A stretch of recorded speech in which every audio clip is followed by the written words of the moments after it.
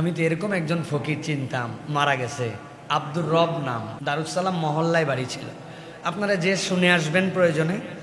দুইটা সংসার ছিল তার, বাচ্চা কাচ্চা অনেক, অভাবী মানুষ, কিডনির ডায়ালিসিস করতে হতো জন্য, আর সে পরিশ্রম করতে পারতো না। এককালে প্রচুর পরিশ্রম করছে, মানুষের কাছে হাত পাতত, তবে যার তার কাছে হাত পাতত না, পরিচিত জেনে বুঝে তাদের কাছে টাকা নিত। তার একটা খাসলত ছিল, হাত পাততে পারতে মানুষকে বলতো, ভাই আমাকে একবার হজে নিয়ে যাস তো।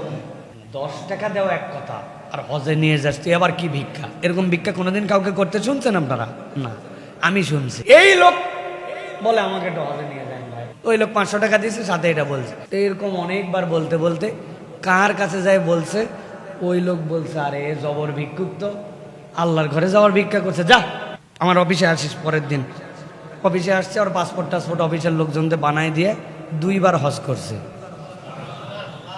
হজে যাওয়ার এহরামের কাপড় কেনারও সামর্থ্য ছিল না। তো আমরা রহমানের কাছে ভিক্ষা করতে পারি না? এই লোক দুনিয়ার মানুষের ভিক্ষা করছে যে আল্লাহ আমার একটু তুমি আল্লাহর ঘরে নেও। আল্লাহ তার জন্য এই যে তাজাওয়াদু, আমি একটুখানি একটা ছোট ব্যাংক বানাইছি, দেখো আল্লাহ 20টা টাকা রাখছি, কিন্তু 20 টাকায় তো হয় না, আল্লাহ 1,20,000 টাকা লাগে, বাকিটা তুমি একটু দেও আল্লাহ। কেমনে দিবে আমি তো জানি না। আপনি আল্লাহর কাছে এরকম করে বলবেন।